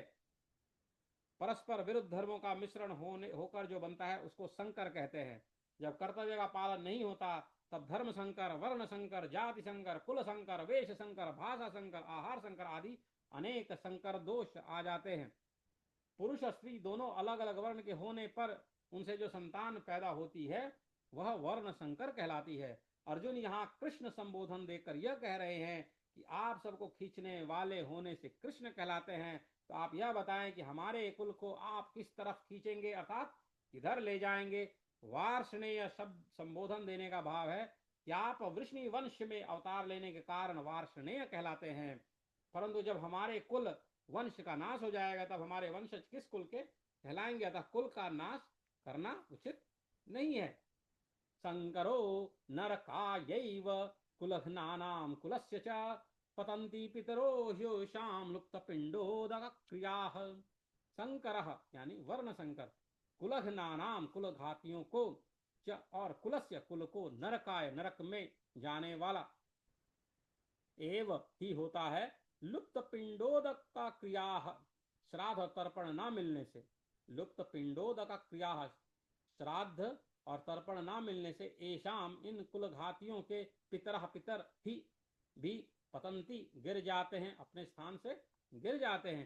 संकरो नरकायैव कुलघ्नानाम कुलस्य च, वर्ण मिश्रण से पैदा हुए वर्ण संकर संतान में धार्मिक बुद्धि नहीं होती, वह मर्यादाओं का पालन नहीं करता, क्योंकि वह खुद बिना मर्यादा से पैदा हुआ है, इसलिए उसके खुद के कुल धर्म न होने से उनका पालन नहीं करता, प्रत्युत कुल धर्म अर्थात कुल मर्यादा से विरुद्ध आचरण करता है। जिन्होंने युद्ध में अपने कुल का संहार कर दिया है उनको कुल घाती कहते हैं। वर्ण संकर ऐसे कुल घातियों को नरकों में ले जाता है। केवल कुल घातियों को ही नहीं, प्रत्युत कुल परंपरा नष्ट होने से संपूर्ण कुल को भी वह नरकों में ले जाता है। पतंती पितरो ह्योषाम लुप्त पिंडोदक क्रिया, जिन्होंने अपने कुल का नाश कर दिया है, ऐसे उन कुल घातियों के पितरों के को वर्ण शंकर के द्वारा पिंड और पानी, श्राद्ध तर्पण न मिलने से उन पितरों का पतन हो जाता है। कारण कि जब पितरों को पिंड पानी मिलता रहता है तब वे उस पुण्य के प्रभाव से ऊंचे लोक में रहते हैं, परंतु जब उनको पिंड पानी मिलना बंद हो जाता है तब उनका वहां से पतन हो जाता है, अर्थात उनकी स्थिति उन लोकों में नहीं रहती। पितरों को पिंड पानी न मिलने में कारण यह है कि वर्ण संकर की पूर्वजों के प्रति आदर बुद्धि नहीं होती। इस कारण उनमें पितरों के लिए श्राद्ध तर्पण करने की भावना ही नहीं रहती। अगर लोक लिहाज में आकर वे श्राद्ध तर्पण करते भी हैं तो भी शास्त्र विधि के अनुसार उनका श्राद्ध तर्पण अधिकार न होने से वह पिंड पानी पितरों को मिलता ही नहीं। इस तरह जब पितरों को आदर बुद्धि से और शास्त्र विधि के अनुसार पिंड जल नहीं मिलता तब उनका अपने स्थान से पतन हो जाता है। पितरों में एक आजान पितर होते हैं और एक मर्त्य पितर होते हैं। पितर लोक में रहने वाले पितर अजान हैं और मनुष्य लोक में मरकर गए पितर मर्त्य हैं। श्राद्ध और तर्पण न मिलने से मर्त्य पितरों का पतन होता है। पतन उन्हीं मर्त्य पितरों को होता है जो कुटुंब से, संतान से संबंध रखते हैं और उनसे श्राद्ध तर्पण की आशा रखते हैं। दोषैरेतैः कुलघ्नानां वर्णशंकर कारकैः उत्साद्यन्ते जातिधर्माः कुलधर्माश शाश्वताः। एतैः इन वर्ण शंकर कारक ही, वर्ण शंकर पैदा करने वाले, दोषैः दोषों से, कुलघ्नानां कुलघातियों के, शाश्वताः सदा से चलते आए, कुलधर्मः कुलधर्म, च और जाति धर्म जाति धर्म, उत्साद्यन्ते नष्ट हो जाते हैं। दोषरेतैः कुलघ्नानां वर्णशंकर कारकैः उत्साद्यन्ते जाति धर्माः कुलधर्माश्च शाश्वताः। युद्ध में कुल का क्षय होने से कुल के साथ चलते आए कुल धर्मों का भी नाश हो जाता है। कुल धर्मों के नाश से कुल में अधर्म का वृद्धि हो जाती है। अधर्म की वृद्धि से स्त्रियां दूषित हो जाती हैं। स्त्रियों के दूषित होने से वर्ण संकर पैदा हो जाते हैं। इस तरह इन वर्ण संकर पैदा करने वाले दोषों से कुल का नाश करने वालों के जाति धर्म, वर्ण धर्म नष्ट हो जाते हैं। कुल धर्म और जाति धर्म क्या है? एक ही जाति में एक कुल की जो अपनी अलग अलग परंपराएं हैं, अलग अलग मर्यादाएं हैं, अलग अलग आचरण है, वे सभी उस कुल के कुल धर्म कहलाते हैं। एक ही जाति के संपूर्ण कुलों के समुदाय को लेकर जो धर्म कहे जाते हैं वे सभी जाति धर्म अर्थात वर्ण धर्म कहलाते हैं, जो कि सामान्य धर्म है और शास्त्र विधि से नियत है। इन कुल धर्मों का और जाति धर्मों का आचरण न होने से ये धर्म नष्ट हो जाते हैं। उत्सन्न कुल धर्माणां मनुष्याणां जनार्दन नरके नियतं वासो भवतीत्यनुशुश्रुमा। जनार्दन, हे जनार्दन, उत्सन्न कुल धर्माणाम, जिनके कुल धर्म नष्ट हो जाते हैं, उत्सन्न कुल धर्माणाम, जिनके कुल धर्म नष्ट हो जाते हैं, मनुष्याणाम, मनुष्यों का, अनियतम, बहुत काल तक, नरके, नरकों में, वास भवती, होता है, इति, ऐसा, अनुशुश्रुम, सुनते आए हैं। शोकाविष्ट होने के कारण ही अर्जुन यहाँ अनुसुश्रुम परोक्ष लिट की क्रिया का प्रयोग किया गया है। अनुसुश्रुम, सुनते आए हैं। भगवान ने मनुष्य को विवेक दिया है, नया कर्म करने का अधिकार दिया है, अतः यह कर्म करने में अथवा न करने में, अच्छा करने में अथवा मंदा करने में स्वतंत्र है। इसलिए इसको सदा विवेक विचार पूर्वक कर्तव्य कर्म करने चाहिए। परंतु मनुष्य सुख भोग आदि के लोभ में आकर अपने विवेक का निरादर कर देते हैं और राग द्वेष के वशीभूत हो जाते हैं, जिससे उनके आचरण शास्त्र और कुल मर्यादा के विरुद्ध होने लगते हैं। परिणाम स्वरूप इस लोक में उनकी निंदा, अपमान, तिरस्कार होता है और परलोक में दुर्गति, नरकों की प्राप्ति होती है। अपने पापों के कारण उनको बहुत समय तक नरकों का कष्ट भोगना पड़ता है। ऐसा हम परंपरा से बड़े बूढ़े गुरुजनों से सुनते आए हैं। मनुष्याणाम पद में कुल घाती और उनके कुल के सभी मनुष्यों का समावेश किया गया है, अर्थात कुल घातियों के पहले जो हो चुके हैं उन पितरों का अपने और आगे होने वाले वंश का समावेश किया गया है। समावेश किया गया है। युद्ध से होने वाली अनर्थ परंपरा के वर्णन का खुद अर्जुन पर क्या असर पड़ा, इसको आगे के श्लोक में बताते हैं। अहो बता महत पापम कर्तुम व्यवसिता वयम यद्राज सुख लोभेन हंतुम स्वजनमुद्यताः। अहो, यह बड़े आश्चर्य और बत खेद की बात है। अहो बता, वयम हम लोग महत पापम बड़ा भारी पाप कर्तुम करने का व्यवसिता निश्चित निश्चय कर बैठे, यत जो कि राज सुख लोभेन राज और सुख के लोभ से स्वजनम अपने स्वजनों को हंतुम मारने के लिए उद्यता तैयार हो गए हैं। अहो बताओ महत पापम कर्तुम व्यवसिता वयम यद्राज सुख लोभेन हंतुम स्वजनम उद्यता। ये दुर्योधन आदि दुष्ट हैं, इनकी धर्म पर दृष्टि नहीं है, इन पर लोभ सवार हो गया है, इसलिए ये युद्ध के लिए तैयार हो गए हैं। तो कोई आश्चर्य की बात नहीं है। परंतु हम लोग तो धर्म अधर्म को, कर्तव्य कर्तव्य को, पुण्य पाप को जानने वाले हैं। ऐसे जानकर होते हुए भी अनजान मनुष्यों की तरह हम लोगों ने बड़ा भारी पाप करने का निश्चय विचार कर लिया है। इतना ही नहीं, युद्ध में अपने स्वजनों को मारने के लिए अस्त्र शस्त्र लेकर तैयार हो गए हैं। यह हम लोगों के लिए बड़े भारी आश्चर्य की और खेद की बात है, दुख की बात है, अर्थात सर्वथा अनुचित बात है। हमारी जो जानकारी है, हमने जो शास्त्रों से सुना है, गुरु जनों से शिक्षा पाई है, अपने जीवन को सुधारने का विचार किया है, उन सब का अनादर करके आज हमने युद्ध रूपी पाप करने के लिए विचार कर लिया है। यह बड़ा भारी पाप है, महत पापम। इस श्लोक में अहो और बत ये दो पद आए हैं। अहो अर्थात यह बड़े आश्चर्य और बत यानी खेद की बात है। इस श्लोक में अहो और बत ये दो पद आए हैं। इनमें से अहो पद आश्चर्य का वाचक है। आश्चर्य यही है कि युद्ध में होने वाले अनर्थ परंपरा को जानते हुए भी हम लोगों ने युद्ध रूपी बड़ा भारी पाप करने का पक्का निश्चय कर लिया है। दूसरा बत पद खेद का, दुख का वाचक है। दुख यही है कि थोड़े दिन रहने वाले राज और सुख के लोभ में आकर हम अपने कुटुंबियों को मारने के लिए तैयार हो गए हैं। पाप करने का निश्चय करने में और स्वजनों को मारने के लिए तैयार होने में केवल राज्य का और सुख का लोभ ही कारण है। तात्पर्य है कि अगर युद्ध में हमारी विजय हो जाएगी तो हमें राज्य वैभव मिल जाएगा, हमारा आदर सत्कार होगा, हमारी महत्ता बढ़ जाएगी, पूरे राज्य पर हमारा प्रभाव रहेगा, सब जगह हमारा हुक्म चलेगा, हमारे पास धन होने से हम मनचाही भोग सामग्री जुटा लेंगे, फिर खूब आराम करेंगे, सुख भोगेंगे। इस तरह हमारे पर राज्य और सुख का लोभ छा गया है, जो हमारे जैसे मनुष्यों के लिए सर्वथा अनुचित है। इस श्लोक में अर्जुन का यह कहना है कि अपने सद्विचारों का, अपनी जानकारी का आदर करने से ही शास्त्र, गुरुजन आदि की आज्ञा मानी जा सकती है। परंतु जो मनुष्य अपने सद्विचारों का निरादर करता है, वह शास्त्रों की, गुरुजनों की और सिद्धांतों की अच्छी अच्छी बातों को सुनकर भी उन्हें धारण नहीं कर सकता। अपने सद्विचारों का बार बार निरादर, तिरस्कार करने से सद्विचारों की सृष्टि बंद हो जाती है। फिर मनुष्य को दुर्गुण दुराचारों से रोकने वाले रोकने वाला है ही कौन। ऐसे ही हम भी अपनी जानकारी का आदर नहीं करेंगे तो फिर हमें अनर्थ परंपरा से कौन रोक सकता है, अर्थात कोई नहीं रोक सकता। यहां अर्जुन की दृष्टि युद्ध रूपी क्रिया की तरफ है। वे युद्ध रूपी क्रिया को दोषी मानकर उससे हटना चाहते हैं, परंतु वास्तव में दोष क्या है, इस तरफ अर्जुन की दृष्टि नहीं है। युद्ध में कौटुंबिक मोह, स्वार्थ भाव, कामना ही दोष है, पर इधर दृष्टि न जाने के कारण अर्जुन यहाँ आश्चर्य और खेद प्रकट कर रहे हैं, जो कि वास्तव में किसी भी विचारशील धर्मात्मा शूरवीर क्षत्रिय के लिए उचित नहीं है।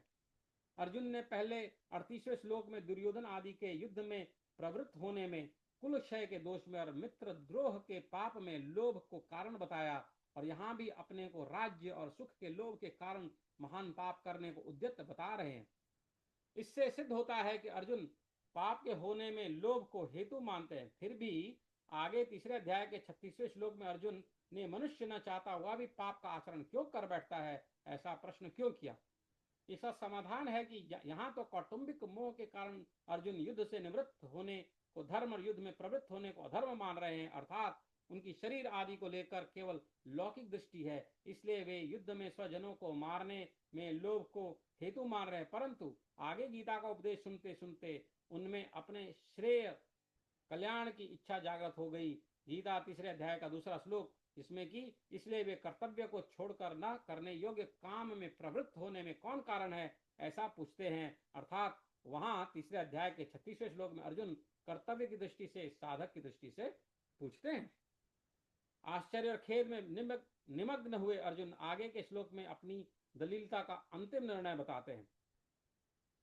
तो 46वां श्लोक है, यदि माम प्रतीकारम शस्त्रम शस्त्रपाणयः धार्तराष्ट्रारणे हन्युस्तन्मे क्षेमतरम भवेत्। यदि, अगर ये शस्त्र पाणय, हाथों में शस्त्र अस्त्र लिए हुए, शस्त्र पाणय, हाथों में शस्त्र अस्त्र लिए हुए, धार्तराष्ट्राः, धृतराष्ट्र के पक्षपाती लोग, रणे युद्ध भूमि में, अप्रतिकारम सामना न करने वाले, अशस्त्रम तथा शस्त्र रहित, माम मुझे, अन्युह मार भी दें, तथा वह मैं मेरे लिए क्षेमतरम बड़ा ही हितकारक भवेत होगा, क्षेमतरम बड़ा ही हितकारक होगा। यदि माम प्रतीकारम शस्त्रम शस्त्र पाणयः धातुराष्ट्रारणे हन्युस्तन्मे क्षेमतरम भवेत्।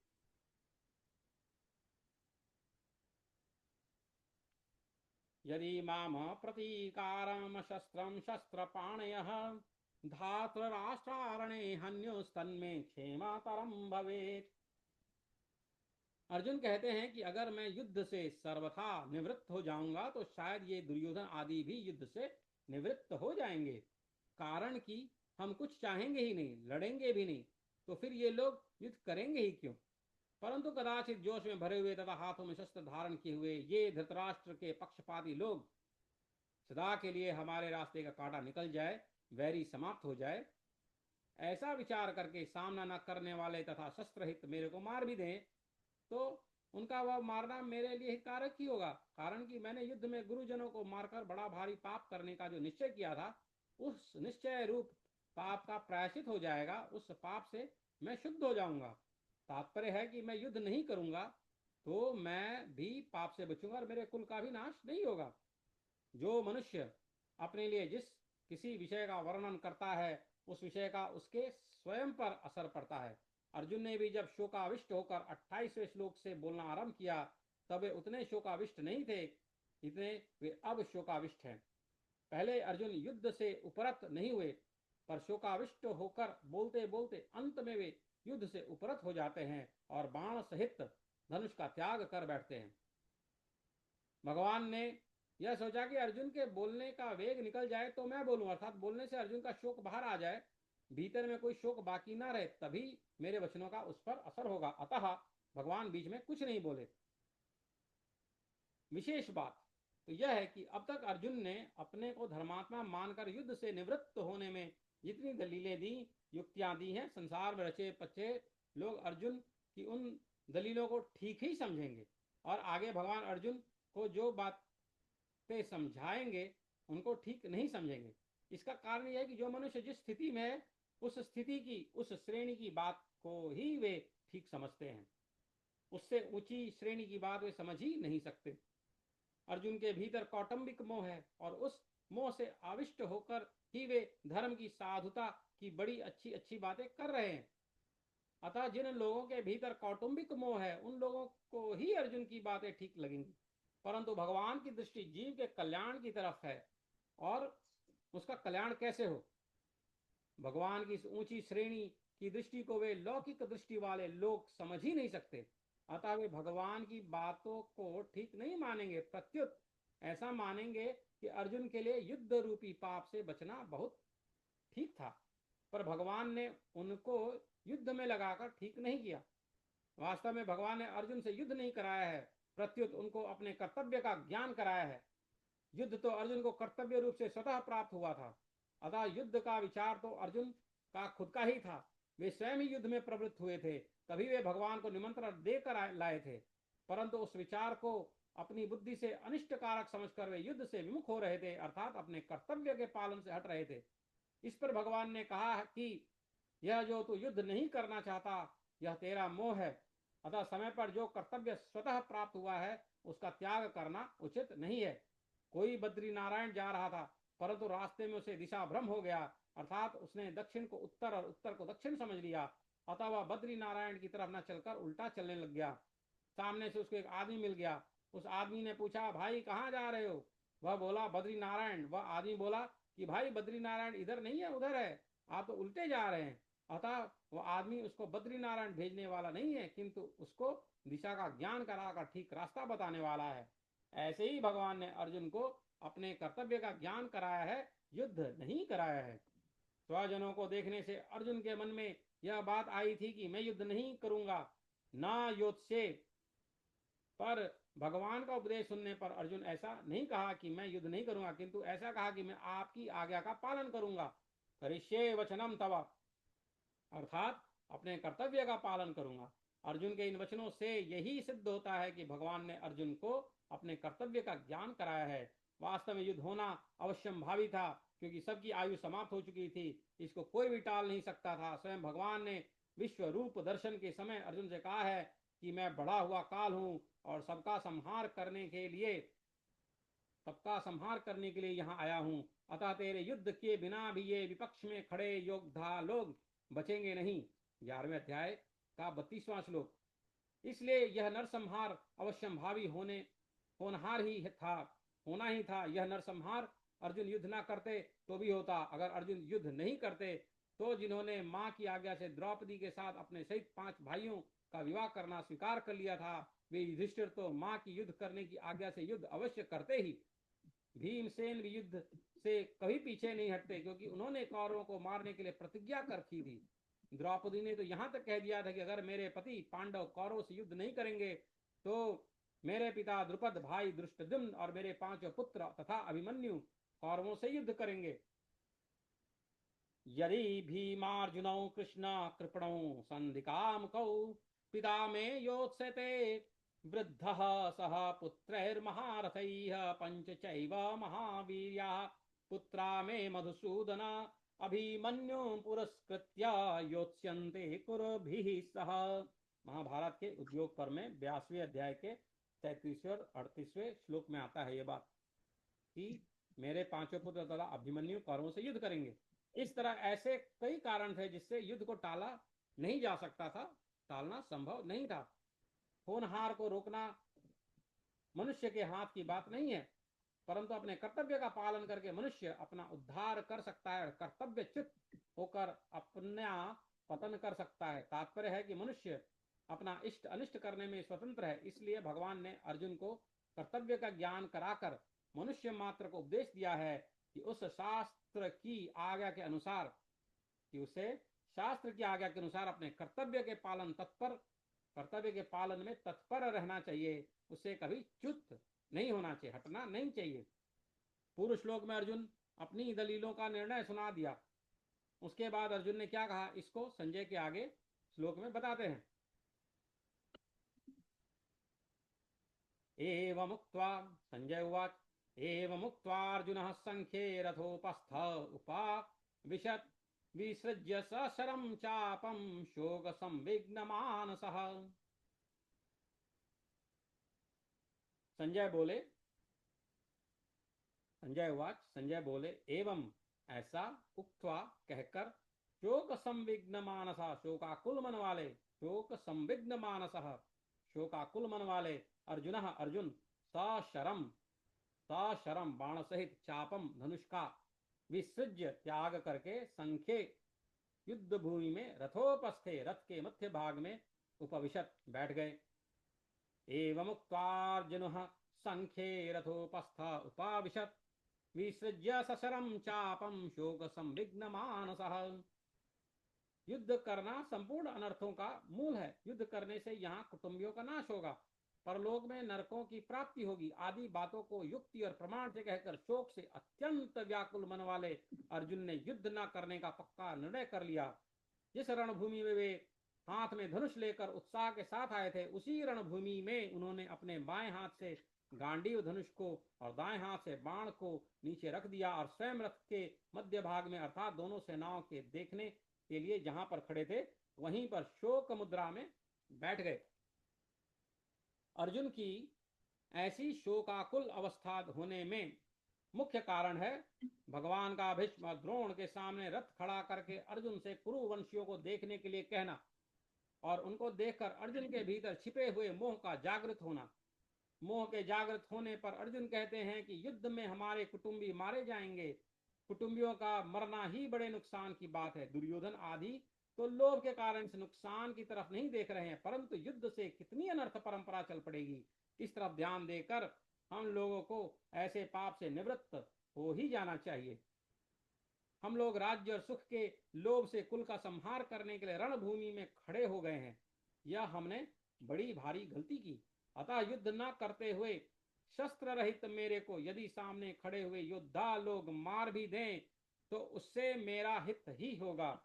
इस तरह अंतःकरण में मोह छा जाने के कारण अर्जुन युद्ध से उपरत होने में एवं अपने मर जाने में भी हित देखते हैं और अंत में उसी मोह के कारण बाण से धनुष का त्याग करके विषाद मग्न होकर बैठ जाते हैं। यह मोह की ही महिमा है कि जो अर्जुन धनुष उठाकर युद्ध के लिए तैयार हो रहे थे, वही अर्जुन धनुष को नीचे रखकर शोक से अत्यंत व्याकुल हो रहे हैं। ओम तत्सदिति श्रीमद्भगवद्गीतासूपनिषत्सु ब्रह्म विद्यायां योग शास्त्रे श्री कृष्ण अर्जुन संवादे अर्जुन विषाद योगो नाम प्रथमो अध्याय। तो यहाँ पे प्रथम अध्याय समाप्त हुआ। इस प्रकार ओम तत्सत इन भगवान नामों के उच्चारण पूर्वक ब्रह्म विद्या और योग शास्त्र में श्रीमद् भगवद गीतोपनिषद रूप श्री कृष्ण अर्जुन संवाद में अर्जुन विषाद योग नामक पहला अध्याय पूर्ण हुआ। प्रत्येक अध्याय की समाप्ति पर महर्षि वेदव्यास जी ने जो उपयुक्त पुष्पिका लिखी है, इसमें श्रीमद् भगवद गीता का विशेष महात्म्य और प्रभाव ही प्रकट किया गया है। ओम तत्सत, ये तीनों सच्चिदानंदन परमात्मा के पवित्र नाम है। ये मात्र जीवों का कल्याण करने वाले हैं। इनका उच्चारण परमात्मा के सम्मुख करता है और शास्त्र भीत कर्तव्य कर्मों के अंग वैगुण्य मिटाता है। अतः गीता के अध्याय का पाठ करने में श्लोक पद और अक्षरों के उच्चारण में जो जो भूले हुई हैं उनका परिमार्जन करने के लिए और संसार से संबंध विच्छेद पूर्वक भगवत संबंधी की याद आने के लिए प्रत्येक अध्याय के अंत में ओम तत्सत का उच्चारण किया गया है। महर्षि वेदव्यास जी के द्वारा अध्याय के अंत में ओम के उच्चारण का तात्पर्य है कि मेरी रचना का अंग वैगुण्य मिट जाए। तत् के उच्चारण का तात्पर्य है कि मेरी रचना भगवत प्रीत्यर्थ हो जाए और सत्य के उच्चारण का तात्पर्य है कि मेरी रचना सत्य अर्थात अविनाशी फल देने वाली हो। इति बस मेरा यह प्रयोजन है, इसके सिवाय मेरा व्यक्तिगत और कोई प्रयोजन नहीं है।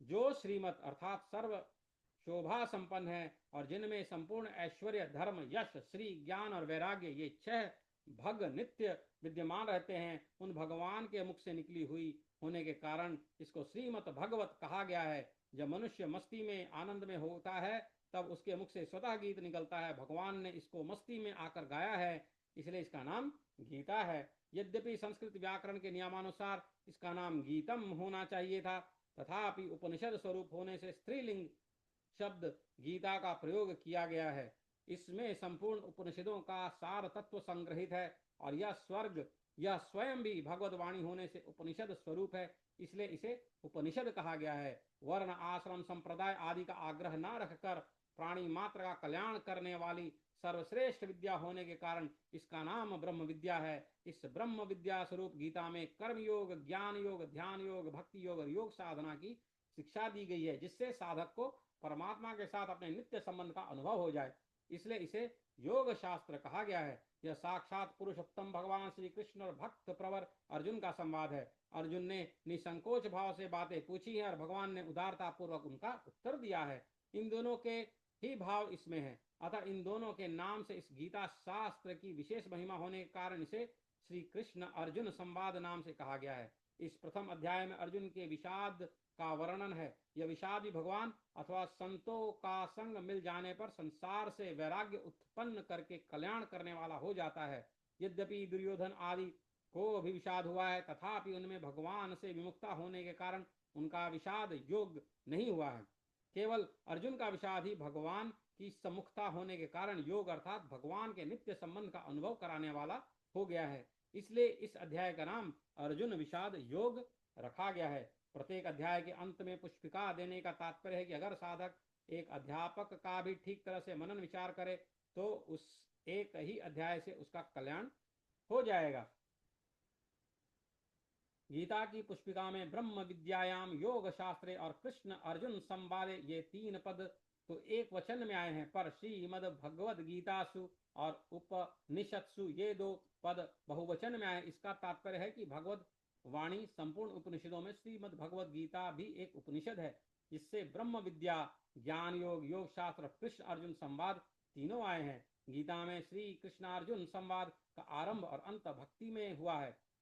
आरंभ में अर्जुन किंकर्तव्य विमूढ़ होकर भगवान के शरण में होते हैं, शिष्यस्तेहम साधि माम त्वाम प्रपन्नम, और अंत में भगवान के द्वारा मामेकम शरणम ब्रज पदों से पूर्ण शरणागति की प्रेरणा करने पर अर्जुन पूर्णतया शरणागत हो जाते हैं। करिष्ये वचनम तव, अर्जुन अपने श्रेय कल्याण का उपाय पूछा था, इसलिए भगवान ने गीता में ज्ञान योग और कर्म योग का भी वर्णन किया है। पहले अध्याय के पद अक्षर और उवाच। पहला, इस अध्याय में अथ प्रथमो अध्याय के 3 धृतराष्ट्र उवाच, संजय उवाच आदि पदों के 12 श्लोकों के 558 और पुष्पिका के 13 पद हैं। इस प्रकार संपूर्ण पदों का योग 586 है। इस अध्याय में अथ प्रथमो अध्याय के 7 धृतराष्ट्रवाच, संजय उवाच आदि पदों के 37 श्लोकों के 1504 और पुष्पिका के 48 अक्षर है। इस प्रकार संपूर्ण अक्षरों का योग 1596 है। इस अध्याय के सभी श्लोक 32 अक्षरों के हैं। इस अध्याय में 6 उवाच हैं। इन धृतराष्ट्र उवाच, 3 संजय उवाच और 2 अर्जुन उवाच। पहले अध्याय में प्रयुक्त छंद। इस अध्याय के 47 श्लोकों में से 5वें और 33वें श्लोक के प्रथम चरण में तथा 43वें श्लोक के तृतीय चरण में रगण प्रयुक्त होने से रा विपुला, और 25वें श्लोक के प्रथम चरण में तथा 9वें श्लोक के तृतीय चरण में नगण प्रयुक्त होने से न विपुला संज्ञा वाले छंद हैं। शेष 42 श्लोक ठीक पथ्यावक्त्र अनुष्टुप छंद के लक्षणों से युक्त है।